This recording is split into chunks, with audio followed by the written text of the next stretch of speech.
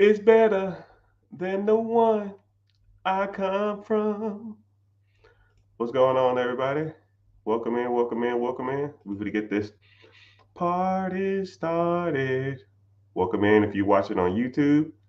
Welcome in if you're watching on Instagrams. Welcome in if you're watching from space, the final frontier. Welcome in watching from Facebook, streaming live on two Facebook channels, streaming live on YouTube, streaming live on Twitch, which I got like 5 Twitch followers, and they're always in here. It's kind of funny. I don't see how people on Twitch, how like all these major streamers have like millions of people on Twitch. Maybe I just need to start playing video games or something. I know it's a video game platform, but it's just funny. Just funny how like some people don't even be on video games, but still make money from that platform. But it's all good. Instagram in the house.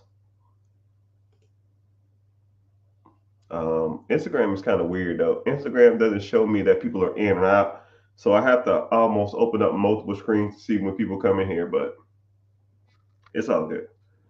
But welcome in, welcome in, welcome in, welcome to the Rich Get Richard, a podcast slash TV show slash media platform that I started a few years back because I wanted to. I got tired of people asking me financial questions. I got tired of people asking me the same questions over and over again because one thing about money and one thing about finances is once you kind of become a little more savvy, a little more financially free than others, a lot of people will ask you, man, how'd you do it? I want to learn. And this process really started because I got tired of repeating myself.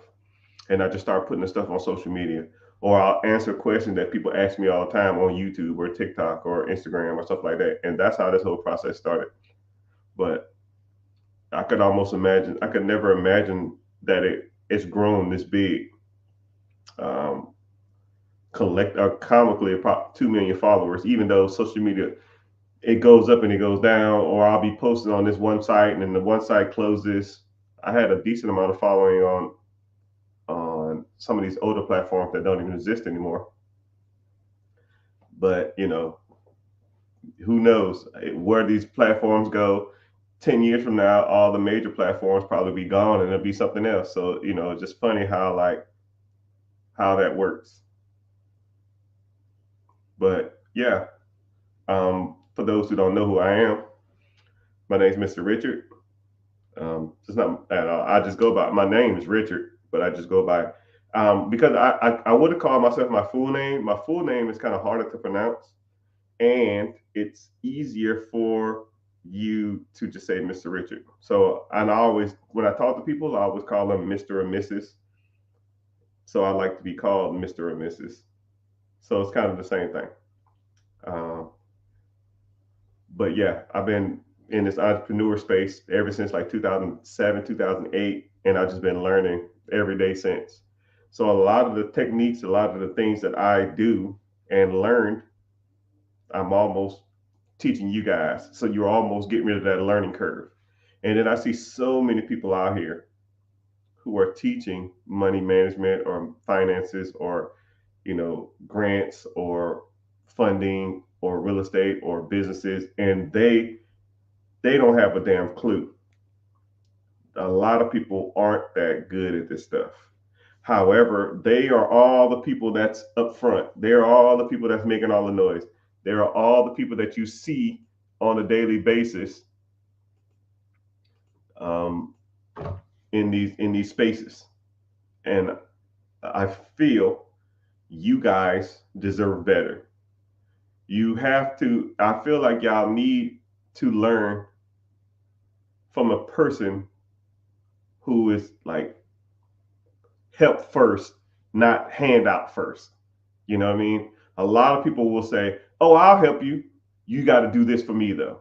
And I try not to be like that. I'm just a regular guy, and if I came to somebody and somebody comes to me and asks a question, and I went to someone and asked them a question, just we exchange, right? I meet a lot of celebrities.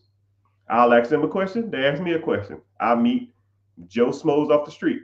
They ask me a question. I ask them a question because I'm curious to see all levels of all finances. I don't give a damn if you're a multimillionaire, damn near billionaire, and I don't give a damn if you working check to check and still can't make ends meet. I'm not that type of person. And a lot of these people are, what can you do for me first? I'm not going to talk to you. I'm not going to engage with you. I'm not going to reach out to you. Now, I don't even want to waste my time with you. They don't go live. They rarely talk to people, and it shouldn't be like that. So I feel that y'all deserve better. And that's why we're here. But I can go in more details about that. But, we're going to go ahead and knock out some of these questions because I can just sit here and rant all day. I don't want to do that. Someone asked, can you help with business grants? Yes, I can. I have a couple of business grant people that I associate with on a regular basis. And one, we can help you write them. And two, we can tell you where to submit them. And then three, we can give you a list every month on the proper places to go to submit. There's one actually this month for somebody. It was a $1 million grant, and they're giving away $5,000 per person that they feel necessary. So let's do some simple math, people. $1 million grant, $5,000 a person, 100,000 people, or 100,000. That's 20 people. So 20 times 10, that's 200 people. 200 people are going to win this grant. So why not you? Why not you?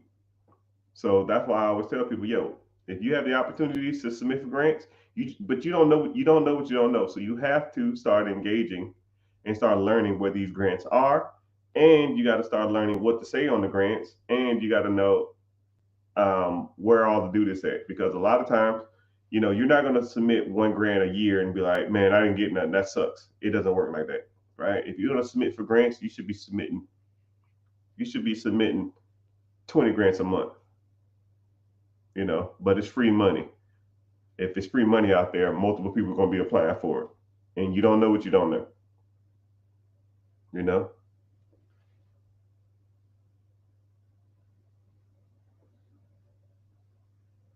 Yo, I got somebody from Twitch in the house. What's happening? I see you.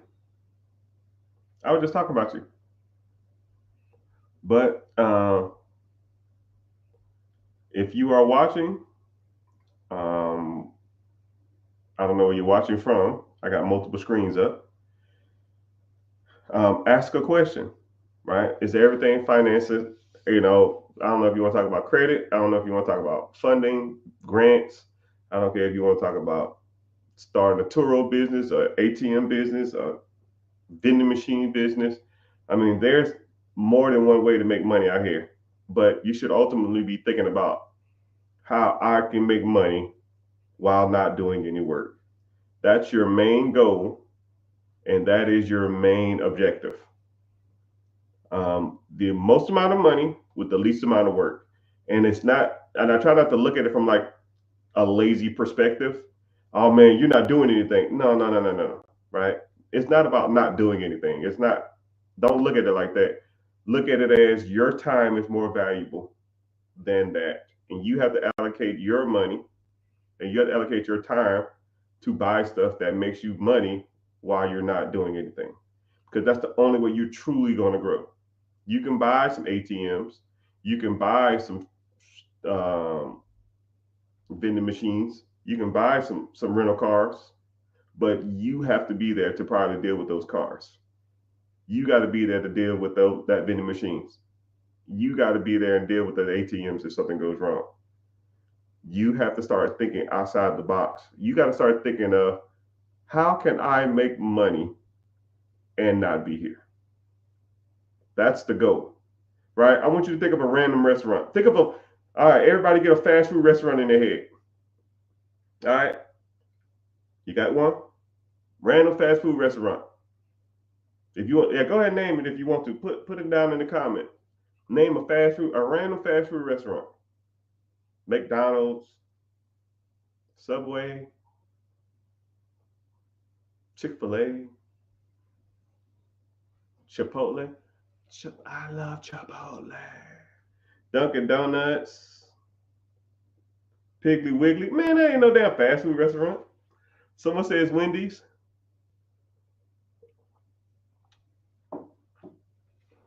I got Wendy's is a good one. Wendy's is actually a good one. I gotta look it up though.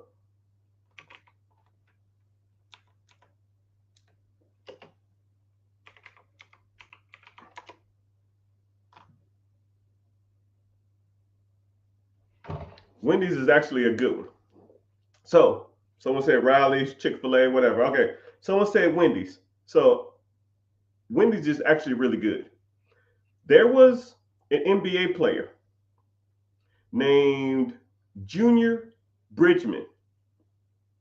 Now, Junior Bridgman played basketball in the 70s and the 80s. I think he was played in the 80s or something like that.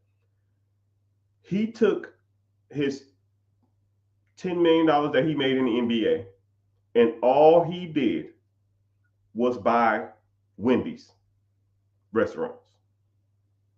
Okay?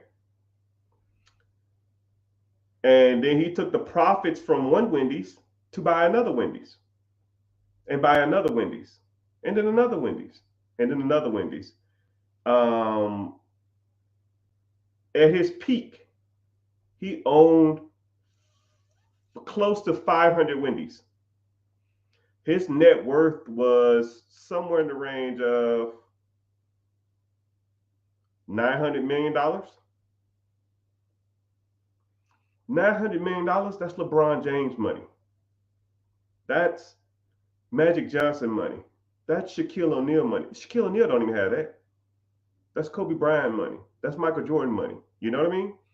I want you to think about it like that.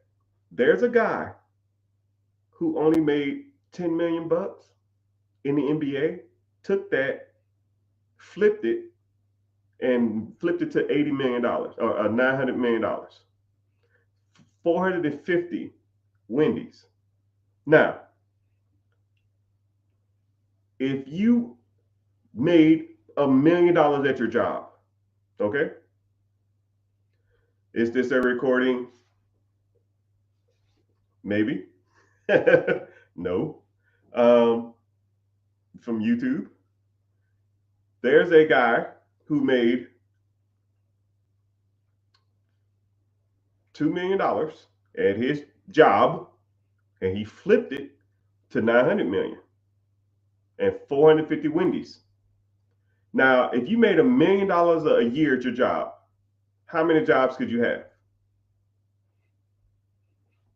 One, maybe two. If you made $1 million a year at a Wendy's, how many Wendy's could you own?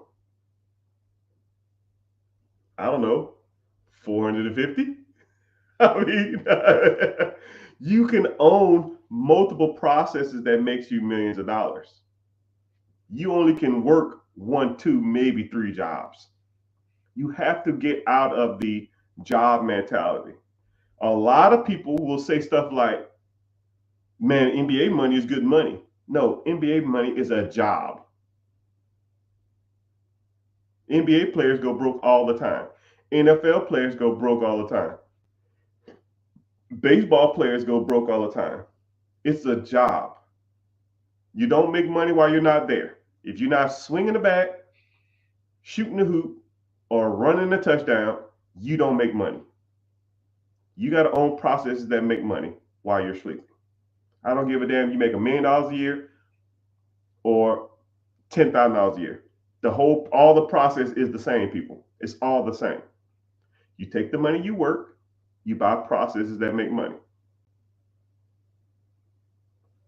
And once that money makes money, then you can ultimately, essentially, almost never be broke again.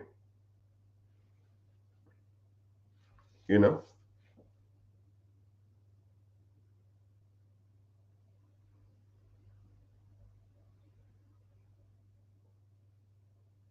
Yeah, the guy that played for the Bucks. Yeah, he averaged 10 points a game. And a lot of people think that like the NBA, the NFL, and all that kind of stuff is the end goal. No, man. That's almost like saying a job is the end goal. The job is not the end goal. The job is ownership. The job, the goal is Jerry Jones, the owner of the Dallas Cowboys. The job, the goal is to own the process, not to work in the process, right? Regardless of how much money you're making, you know. Just something to think about, people. Just something to think about.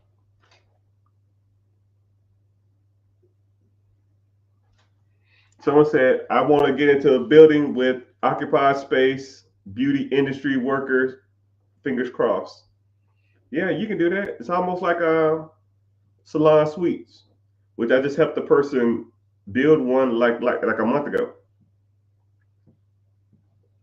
I told them to buy one that exists, but a lot of them shits are overpriced. So just did a build out. And then another thing that you can start getting into also is I didn't mean to invite you up, sorry. Another thing you can get into also is cohabiting living spaces. That's going to be big.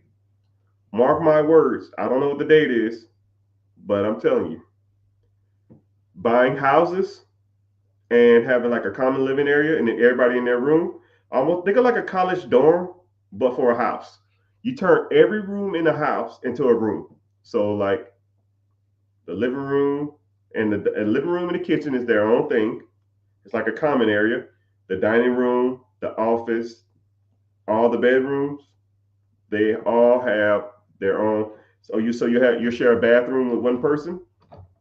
So yeah, so it's like a group home, but for everybody.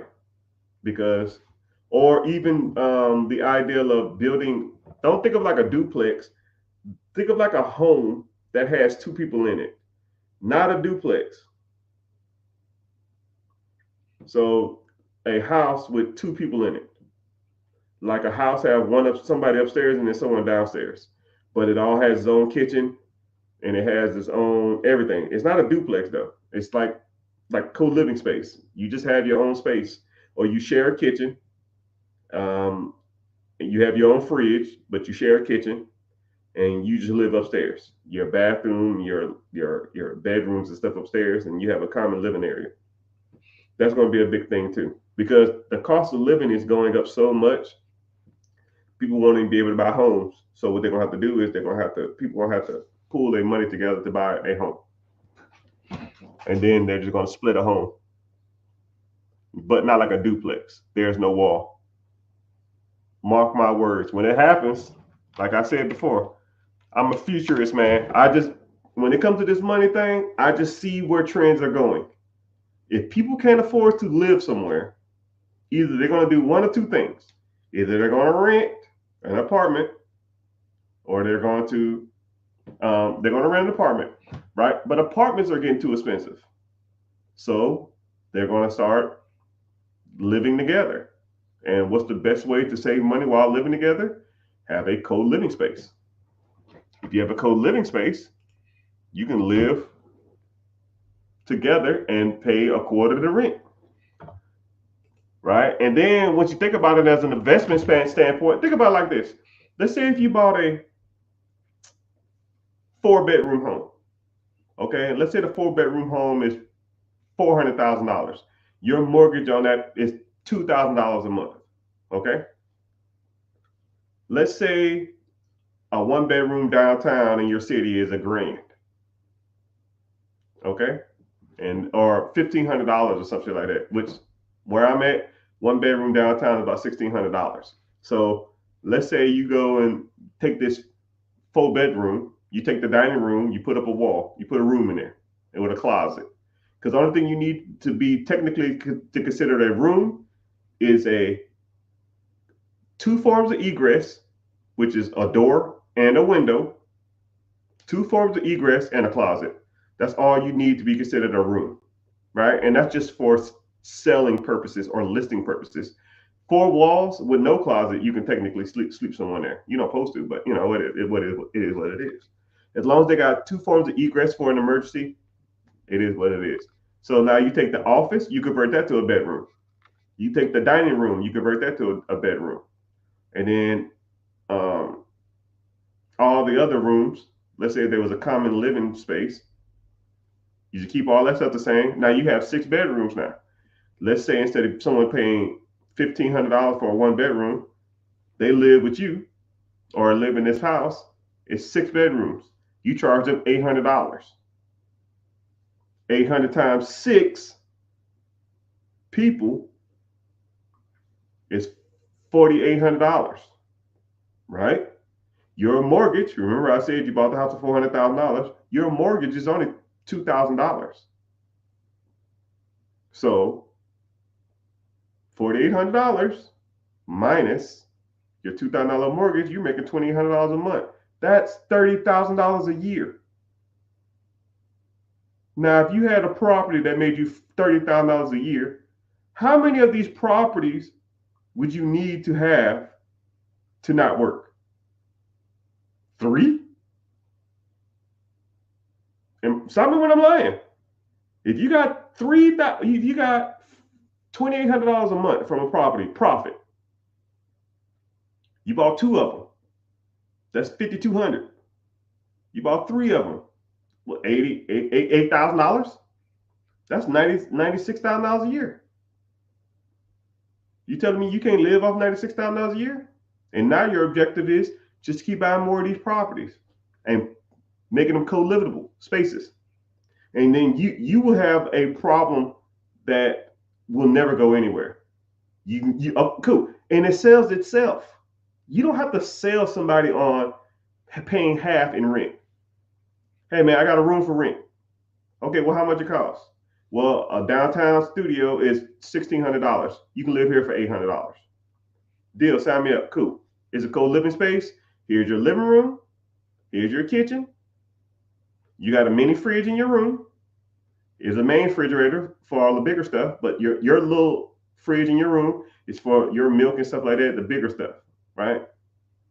And if you want to get a little mini fridge or something, or a little mini refrigerator or fridge, a freezer, that's on you.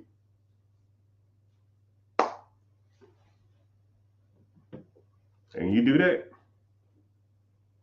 And then you say, hey, it's $800 plus $50 for utilities and internet. And do that. And that's part of the game, man. Like I said before, I'm a futurist. I see things and trends when it comes to money. Now you can either copy.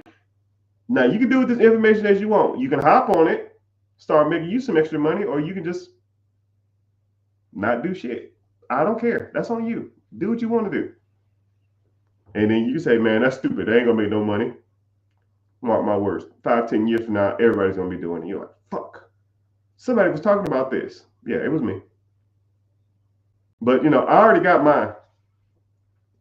I don't need it. But you can do it. Someone said, I just got my first apartment. Any advice on buying my first home? You just got your first apartment. Well, yeah, you got to save up a down payment. I don't know where you live either. I don't know where you live either. I don't know where you live. So it really depends. If you want to buy your first home, it depends on where you live. You can get into it's called an FHA home. They got multiple programs for first-time home buyers. First-time home buyer program, FHA, you do 3.5% down. You can do a rural loans. That's 0% down. You can do I don't know. I can't think about I can't even think about that. There's multiple programs out there to help people buy their first home.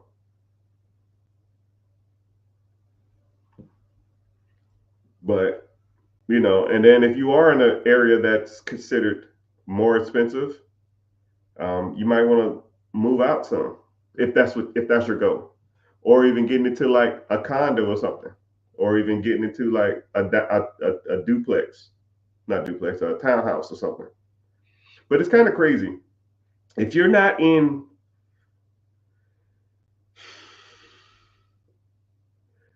if you're not in California, you can own a home. California, and California is even pushing it. California is even pushing it. You can still find good homes if you look enough in California, but you got to have your down payment and stuff ready. So if you say, even in New York, there's one guy that always says, "Yo, find me a house in New York. Find a house in New York." And I was like, "All right, cool. Here's one. Oh, what about this area? Oh, what this? Oh, well, see that. Well, see, right. You can keep making excuses all you want, people. They are houses in every major city damn near in America. You just got to know you're looking. Miami's a little expensive, but you can go on the skirts. New York is expensive, but you can go on the skirts. And then I'm not even talking like straight outside of New York. I mean, I'm finding 150, $200,000 houses in Brooklyn. Someone said, "Yo, man, you can't buy no house for no $200,000 in Brooklyn." Oh, cool. What's this? What about this one? Well, see, what website is that? What? How'd you find that? Some people just look at the cup half empty. Some people look at the cup half full. Man, I'm just, if I am devoted and dedicated towards something, I'm going to find a way. And if you don't, if you say if you can't find a property in your area, okay, then you don't have a real estate problem. You have a income property, an income problem. Let's start making more money. Let's start buying businesses. Let's start buying real estate out of state. Let's start buying Section 8s. Let's start doing some wholesale deals. Let's start doing some bird dogging. Let's start doing syndication. Let's start doing some lease options. Let's start doing all this kind of stuff. And now when you're making an extra 10, 15, $20,000 a month doing this stuff, then, do you really have a real estate problem now? If I gave you an extra $10,000 a month, someone said, "I can't find a house where I live because the cost of living is too high." Boom. Here you go. Let's say I work with you directly for the next 6 to 8 months, and I get you to $10,000 a month. You're making whatever you make now, plus an extra $10,000 a month. Now, is the cost of living too high for an extra $10,000 a month? I'll wait. No, it's not. You don't have a cost of living problem. You have an income problem. If that's the case, which 99% of the time when people say, "I can't afford a house where I live," they're just looking at the wrong places. They're looking for homes that are above their means versus looking for homes that they don't necessarily want to be in. I mean, about as simple as it gets. I mean, that's like me. That's like you telling me there's no good cars out there for under $5,000. Shit, I could find you a car that'll work for the next 2 years for $1,000. My son's first car was $600. Now, this was like a couple years back, maybe about 3 years back. $600. That thing ran for 3 years. Only thing we did to it, tires and an alternator. And new headlights, because I think he hit something and it messed up his headlight. So we had to get headlights off eBay. So let's think about it. 4 tires. It was a Honda Accord, 1997, Honda Accord, $600. We put about $300 worth of tires, $100 alternator, and $100 eBay headlights. We're all in $1,100. Now, if you told me you can't find a good car for under $1,000, I'll say bullshit because I found them. When people say the cost of living is high, you're living beyond your means, people. That's just my personal opinion, though, right? Now, you say cost of living is high. Cool. What are you paying for every month? You got Netflix, Hulu, Disney Plus. Let me guess, YouTube TV, Paramount. How much you spend in Amazon last month? How much was your car payment last month? I just told you my boy bought a car for $700, $600. He's all in $1,100. So how much was your car payment last month? Your car payment is probably what he paid a month. Your car payment is what he bought his car for. It's just funny how people say they have an issue or a problem, but they really don't have a problem. They just have a spending problem.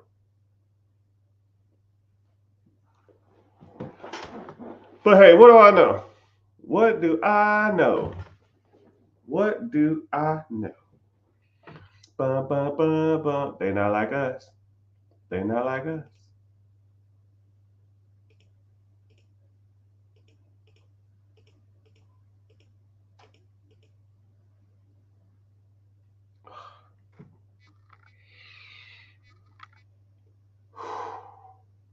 What the freak?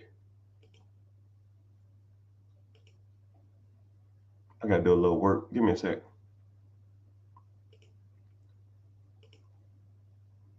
I'm looking good today.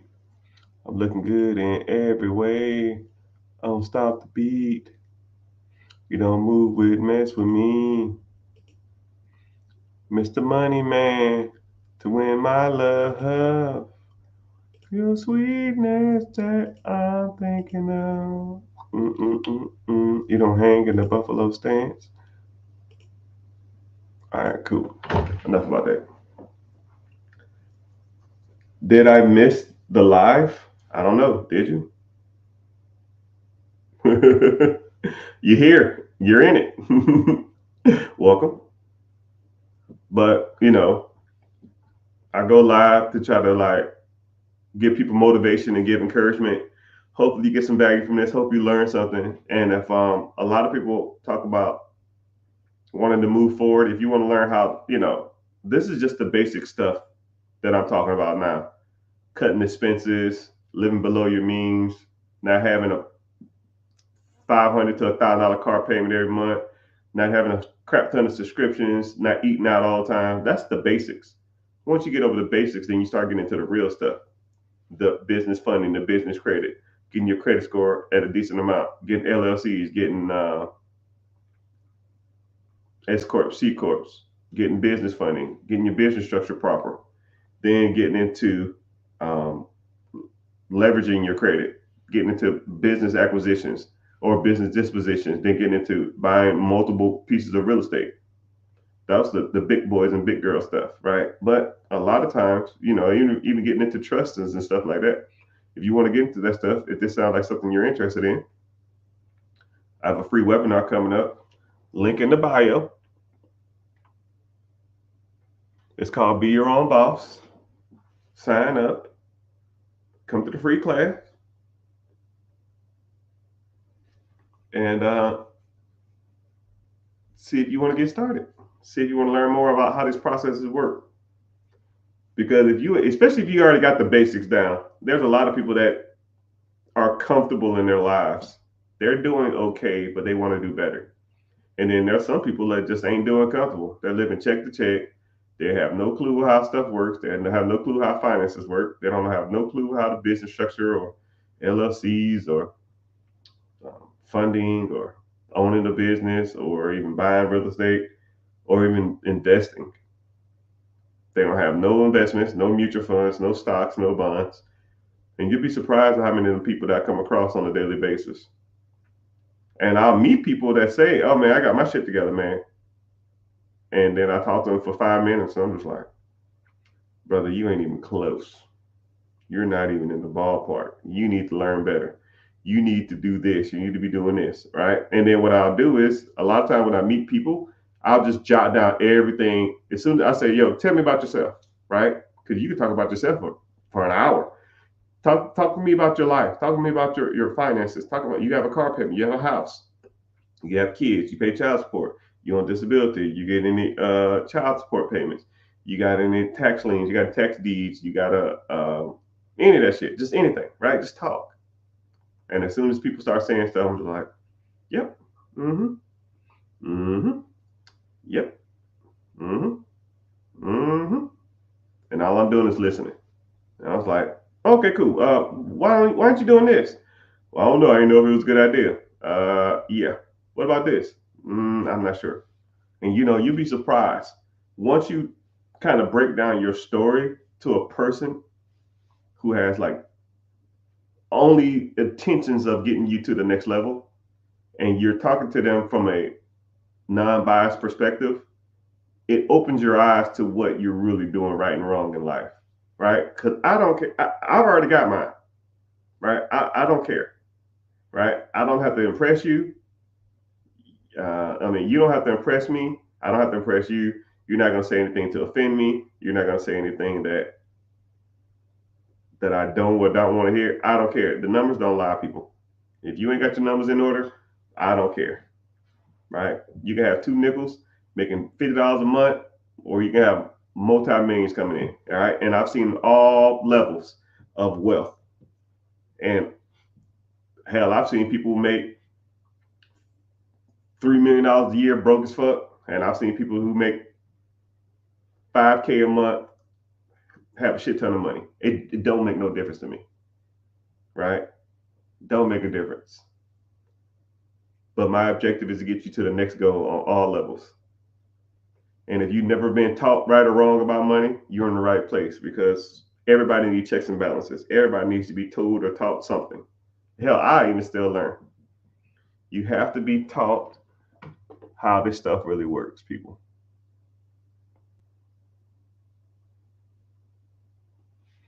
You gotta be taught how this stuff works. How this stuff works.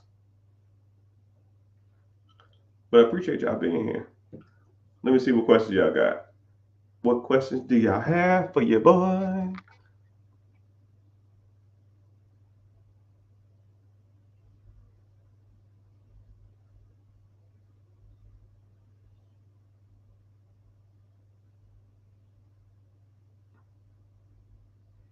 Yeah, I try to go live a decent amount of times, because what I do, I almost it's easier for me to talk in a group setting too on a live versus talking in a individual setting, right? I can talk like this all day long. You have a question, or people ask me questions in like this setting, I can talk all day. But when people talk to me like on a text or individual stuff, that's just it throws me off. So that's why I try to go live, because I don't like answering shit ton of DMs, because you'd be surprised how many messages I get a day. My messages kind of slowed down a little bit. It used to be a lot. I used to get about 200 a day. Now it's closer to about 50 to 100, which is kind of good. But I mean, uh, a lot of times I just navigate them towards the class coming up. And so class comes up Wednesday, 9 p.m. EST. Link in the bio. It's called Be Your Own Boss. Go there, and it's easier for me to talk there and kind of guide you on how some of these processes work. Do you have to be clear of debt to get a business? No. Hell no. Can you use the money from business to clear your debt? Uh, yeah and no. I think you're asking it weird. I don't know what debt means. I mean, a car payment, credit cards, a house payment, personal loans, payday loans. I don't know what debt means. But yes, um, generally, whenever you're trying to buy a business or get funding for a business, they want your credit score to be over 680. So if you have a credit score over 680, generally you don't have that much debt anyways. So your credit utilization is probably going to be about 30% anyways to even have. I've seen some credit utilizations over 30% that still had a 680, but that's rare, right? But you're going to get your debt to income ratio, not debt to income ratio. Debt to income ratio is for a house or a car. Actually, it's more so for a house. Credit utilization is for businesses or other credit cards. So what's happening? I see you. So your credit utilization, get that below 30. If you don't have any negative inquiries or negative derogatory marks on your credit, late repos, late payments, all that kind of crap like that. Cards and student loan, yeah, student loan debt is almost like it don't even count. And then credit cards, if they're below 30%, yeah, you should be fine. And then whenever you do buy a business, the income from the business, you can pay yourself a fee. You can pay yourself as an employee in the business, or you can just take a salary, or you can just wait for everybody else to smoke the clear and then pay yourself. You got to pay a lot of taxes, but once you pay yourself, then you can pay off the debt if you know what you're doing. If that makes sense. Sir or ma'am, I can't see your profile pic. But yeah, student loans don't count. I don't even factor in student loans in anything. It's so much trash. Someone said, oh, somebody in the house. I see you, sir. Can't buy a business for my situation with 24K in credit cards and owe the IRS. The IRS has nothing to do with it. You owing the IRS doesn't make a difference. And the $24,000 of credit card debt. If you have $24,000 worth of credit card debt and your credit card limits is $24,000, yes, that's an issue. If you have $24,000 worth of credit cards and you have $100,000 worth of credit, then you're at 24% credit utilization, which meets the parameter of a business loan or SBA loan. And then the IRS debt don't even factor in. Only time your IRS debt is factored in is whenever you do your taxes. They don't, unless they've already like issued you like a garnished wages, court summon, or something like that. All they're going to do is take your taxes for until your debt's paid off. That's all that is. But if I was you, I would get into owning a business because you have more tax benefits owning a business than you do as an individual. Then you can start writing off stuff in your business and you can get more tax deductions, which will make your taxes better. And then that money would come in and you can pay off that tax debt faster. And I don't know who's dealing with your taxes or how you owe the IRS $20,000, which doesn't even make any sense, right? Whoever did your taxes don't know what they're doing. Most people do their taxes themselves, thinking they're smarter than the government, which they're not. They're going to catch you. That's why you hire professionals like me and my team to do your taxes, to find you all the tax benefits we can. And then what's crazy is I've known people to owe the IRS. This is what's crazy. Two examples of what happened. These are some of the cases that come across the desk at my tax business.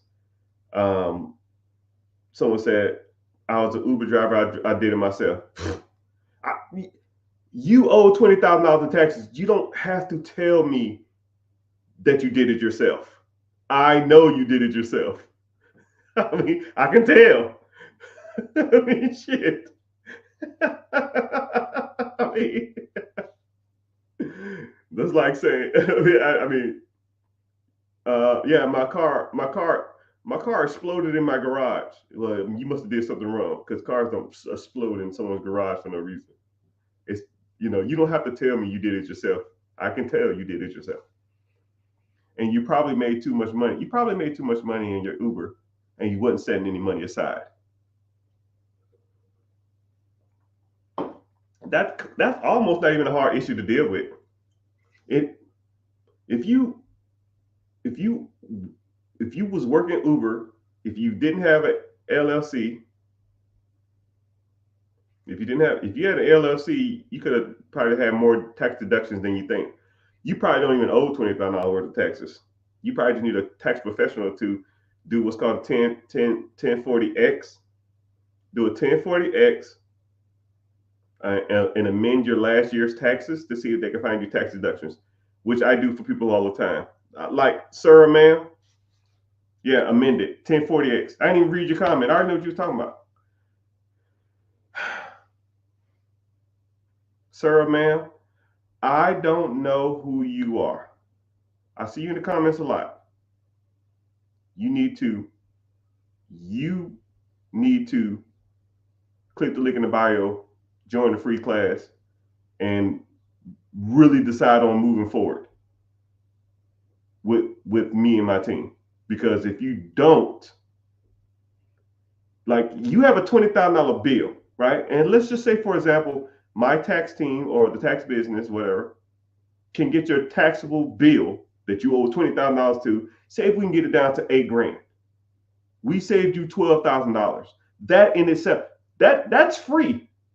Anybody who works with me, get that for free. You just join. Hey man, I need to do an amendment on my taxes. Here you go. The amendment form is like $200 or whatever. If we find you more money, you gotta submit your stuff yourself. But it's like $100 or $200. I think it's like $150 or something. Would you pay $150 to save $12,000, $13,000, $14,000, $15,000 on your taxes? We did a guy like 2 months ago, and he did an amendment. We found him $13,000. You know how sometimes, I hate the term no-brainers, but you're in a no-brainer situation. But hey, I don't force people to do it. I don't care. I hate forcing people to do anything they don't want to do. I just present the information. If you're interested, come through. If you don't, I don't care. I was rich before this and I'll be rich tomorrow. Don't care, right? I already got mine, right? I talk about the services I offer from a non-biased perspective. A lot of people talk about their stuff like it walks on water. They talk about their stuff like it's the Holy Grail. People talk about their stuff like you'd be dumb to miss out on this.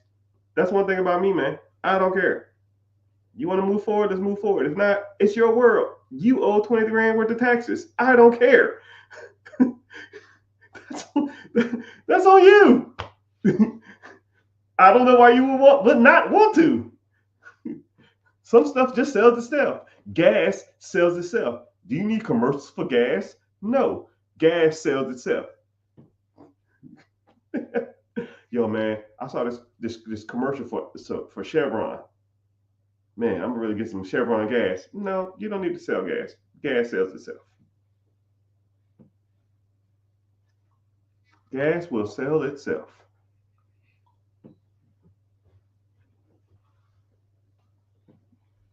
Or even like McDonald's. You don't need a McDonald's commercial. McDonald's sells itself.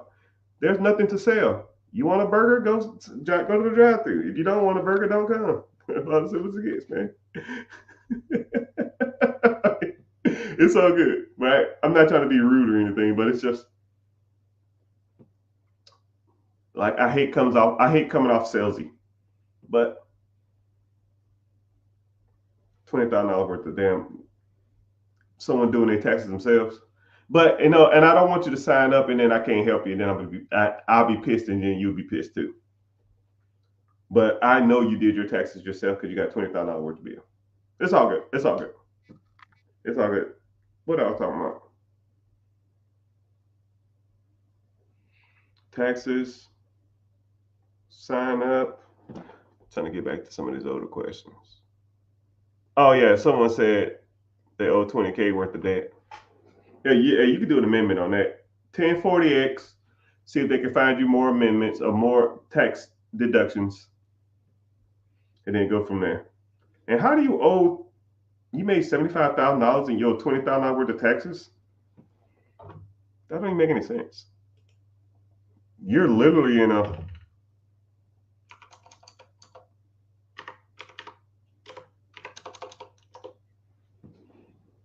27% tax bracket. Nah, player, that's way too high. 27% tax bracket. Oh no. Hell, just in gas, you should make your taxable income lower. I don't know if you're single or married either.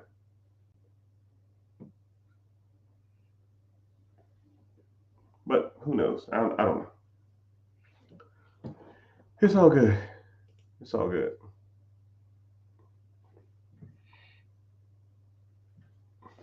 Buy yourself a chef corp.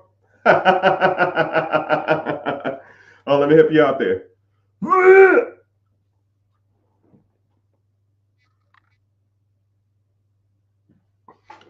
Okay, so I'm gonna break down chef corps and shell corps because a lot of people don't even know the difference. And or um, let's talk about some benefits of a chef corp or a shell corp. Okay.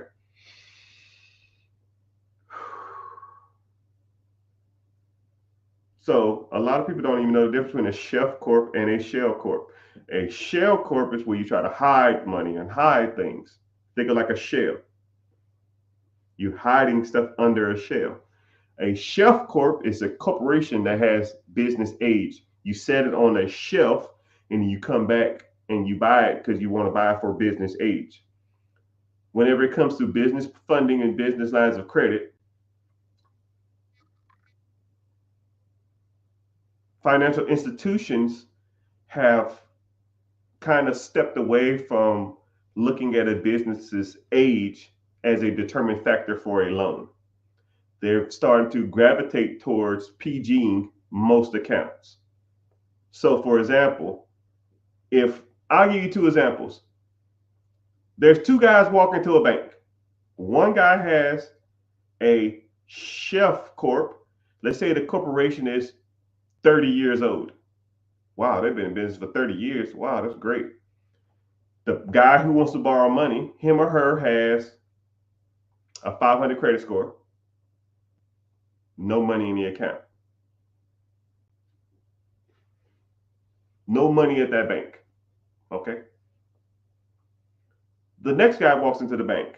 He has a corporation that he started Monday and it's Friday. 5-day old company.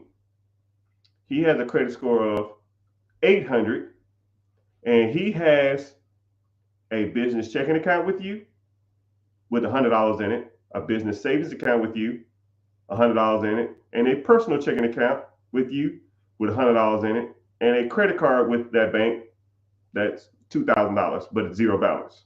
Who do you think they're going to loan the money to? And both of these guys need money. Bing, bing, bing, bing, bing, bing, bing, bing. A guy with a 30-year-old business with shitty ass credit and no money? Or a guy with a business that's been a week old, that pays his bills on time, and has multiple products with that bank or that financial institution? I'll wait. I will wait. Actually, I won't wait. We know the answer. A old chef corp or a aged business is irrelevant in today's society. It is irrelevant. How you doing? Age companies don't make a difference nowadays. No one cares about that. Most business or most financial institutions don't give a shit how old your business is. All they care about is when I give you money, are you going to pay me back? One. Second thing, how many products do you have with my financial institution? Two. That's it. Third, I'll give you that too. At establishing rapport and seeing what services they can help you with. That's it. That's all they care about. A lot of people try to reinvent the wheel. The Age Corp system, that shit was cool in like 2009, 2016 to 2000 to 2020 ish. That shit's dead. Black folks killed it because people, because majority of the African American community statistically has the worst credit amongst the whole demographic in the United States of America. So how do they get away with that? They just go out and buy an age corporation. Oh man, this corporation is, or this LLC or company or whatever the hell you want to buy. Oh, it's 15 years old. My shitty credit can be overwaived because I have a 10-year-old company. And then they get business credit or business capital. And the same thing they was doing with their credit, and they fucked it up. And now everybody else has got to pay for it. So now they don't loan money out like that anymore. They're loaning money to people who have good credit and a lot of products with that bank because they know that they are a good customer and they know they have multiple products through them. They know that they're going to continue to do business with them. Because contrary to y'all belief, the banks have quotas. Their objective is to open up more accounts. All right. If you ever get bored, just Google the Wachovia product scandal. Their objective was to sign you up for a whole bunch of crap that you didn't need. You go in there wanting a checking account, they'll get you a checking account, they'll get you a savings account, they'll give you a business account, they'll give you a money market account, they'll give you a personal credit card, they'll give you a business credit card. Then they're getting 5-6 products off of one person. They actually got sued for that. They're actually in a class action lawsuit now for that because their objective is to get products. Because the more products they have, the better they look to the government and to the big financial institutions. Like they're growing and they get more funding to expand their branches. That's how banks make money, people. More branches, more services, more loans, interest, credit cards. They're just a business. They're not your friends. They're not your homeboys. They're not coming to your wedding. They're not going to come to your bar mitzvah. They're not going to be at your bridal shower. They don't give a fuck about that. They don't give a fuck about you. It is a business, people. Look at it as a business, right? What are you getting out this transaction? What are they getting out the transaction? If they're going to loan you money and you're not going to pay it back, they're not in business. They're not in the business of loaning money to people who don't pay their fucking bills, right? Think about it like this.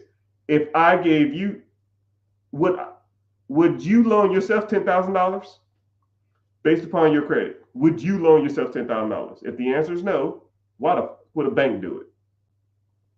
You got to be enticing to the masses, right? And then a lot of people say, man, fuck Bank of America. They ain't giving out no money. Screw Wells Fargo. They suck. No, you suck. I don't have that issue. I go into the bank, I'm walking out with 20, 30 bands. You walk in the bank, you walk out the bank, and you walking out with rabbit ears.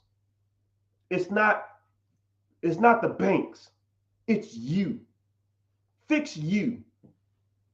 I walk into a bank with my LLC or S Corp or C Corp and my credit score. Open up a business checking account, put a Thou in it. I go right to their business manager and I get a loan or I get a business line of credit or a business credit card for $30,000 to $40,000, $50,000. Same day.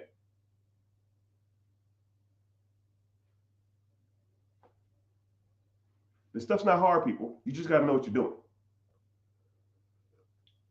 And that's how I accumulated millions of dollars worth of funding. Millions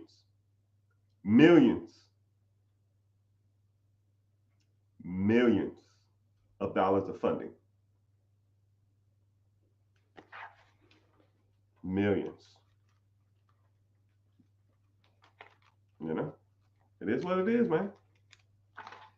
I don't say it to brag. I'm just saying that y'all try to reinvent the wheel, people. Don't reinvent the wheel. The process has already been perfected by people like me. And then I take that lines of credit and I go buy shit that make money. And when that stuff makes me money, I pay the line of credit back. But when the line of credit is paid back, I still make money.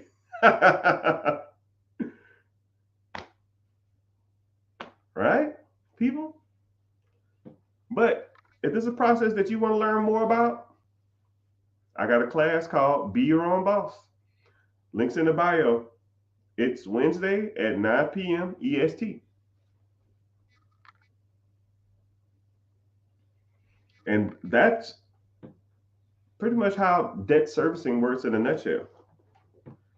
And a lot of people, think that it's like trade lines and net 30s and net 60s, net 90s, and Chef Corps and Dun and Bradstreet. Dude, all that's just trash. Trash, trash, trash. Decent credit, LLC. It gets you 99% of any damn loan out there. If you have a 700 credit score, you can raise $100,000 worth of capital by the end of this week or in a week's time. I've gotten an individual business funding with a 3-week-old LLC. 3-week-old LLC. Let's say, for example, an individual started an LLC on the 3rd of the month. By the 24th of that same month, he was getting business funding. The age is irrelevant. You don't need this huge ass corporation that's making millions and millions of dollars, people. You don't need it. A lot of these loans and a lot of this business credit is not even they're not even looking at your personal income, nor are they looking at your personal taxes. They do not care. All they're looking at is, can you pay me my money back? Because the banks have quotas to make, and they will loan you the money just to make their quotas. Just part of the game, people. Now pay that bill on time or they coming for you. Put that on the beat. Dun, dun, dun, dun. They not like us. They not like us. They not like us. Mm-mm-mm-mm. They not like us. They not like us. Mm-mm-mm-mm. What time is it? I got some stuff to do. What do you think of interest-only mortgages? So you got two types of interest-only. You got two types of interest-only mortgages. You have hard money loans, and then you have reverse mortgages. I'm not a reverse mortgage type person, but a hard money loan can be good if you know what you're doing. Shit, some hard money loans are actually cheaper than mortgages if you know what you're doing. But you got to refinance out of them 12 months. They're like short term. It's like short term money. You can't get rich or get ahead on a interest only mortgage. You're just paying interest. You don't pay down the principal with interest only. So you got to get into something more long term. What do I think about HELOCs? HELOCs are good. I'm really not big on refinancing unless you do portfolio loans. Like if you have a portfolio, you have like 10, 15 houses, you can do what's called a portfolio loan. That means you can just get refinanced at 80% of the whole loan package. You do multiple appraisals, and then they give you one big loan, one big check, and you make one big mortgage. That's the only time you should be refinancing. Anything other than that is kind of trash. Interest rates are too high. They charge you 10 damn grand to damn do it refinance. You just do a HELOC, pay a simple fee, and then you can use it anytime you want to. And you only draw interest whenever you using it. I like HELOCs way better than refinancing. That's just my personal opinion. I gotta say that's my personal opinion on a lot of stuff because technically I'm not a financial advisor. I just do math. I mean not do math. I just do the money thing, man. I've looked at and read in details a lot of this shit that people don't care about, and I enjoy it. So that's why we're here. Put that on the beat. They not like us. They not like us. They not like us. But it's all good. One couple more questions and I gotta bounce. I got stuff to do. No problem. What's a good business selling, but ain't a state sale? What is a good business selling, but it's not an estate sale, asset sale? Okay. Should I pay off my mortgage at 2.5%? No. Hell no. Actually, I'm gonna get to both of y'all questions and then I'm gonna wrap it up. So, should you pay off your mortgage at 2.5%? No. Paying off your house. I made a video about this. I don't know if you've ever seen it. Paying off your house early, you actually, in theory, lose money. Let's say if you pay off your house early, and let's say your mortgage is $1,000, and you start paying $1,500 a month, so you pay an extra $500 a month towards your house. You'll pay your house off, let's say, 8 years earlier versus 30 years. You're at like 22 years. And then the 22 years, 22 to 30, you're saving $800 a month for 8 years. If you took the extra principal instead of paying off your house earlier and invested into the stock market, average stock market returns 10.1% interest since the Great Depression, you would have damn near twice the amount of money that your house would be worth. And what's crazy about having a paid off house doesn't do anything. Hey, I got a paid off cup. I got a paid off hat. I have a paid off microphone. Like, this doesn't make me money. Let's say if this was worth $1 million. Does this make you money? Hey, it make you money every month? No. You buy some stocks. Let's say you have $1 million worth of stock. You get interest on the stock. Let's say if it makes you 10% interest a year, that's $100,000 a year of income. That makes you money. You want a paid off house or you want money for the rest of your life? I don't give a shit. It's your world. It just don't make sense to me. And someone said, okay, so you have when you have a business, you have asset sales and you have business. A business. An asset sale is like buying a gym, but you're just buying the equipment. You don't want to buy a gym just with the equipment in it. I want the systems. I want the employees. I want the staff. I want the memberships. I want the weights. I want the lease. I want it all, right? Assets don't make you money. The business makes you money, right? I want the income. So asset sales suck. Don't do asset sales unless you just want the assets. Oh, you know your watches, huh? I don't even wear this a lot. I don't like it at all. I bought it a long time ago, but we got a fellow watcher, huh? Boom, boom, boom, boom. How'd you know that? How'd you see that? That's crazy. But how time has come and how time has elapsed. But if you have any more questions, like I said before, I have a free class. Come to the free class Wednesday. It's this Wednesday, 9 p.m. EST, right? So 8, 7, 6, depending on if you're East Coast, 6 o'clock. Come to the class and see if you can learn more about the process, right? A lot of this stuff I give y'all is just like the basic stuff, but when we start getting into the big boy stuff, that's the type of stuff I like. But I probably need to start teaching some a little more of this, the basic stuff, because people need that type of stuff. And I try to, I like educating. That's what we're here for. All right, but appreciate y'all being here. Stay tuned. Make sure you turn on your notifications, your live notifications, and come in here, ask the questions, and then we can kind of get some stuff going. Appreciate y'all being here, and later, dudes.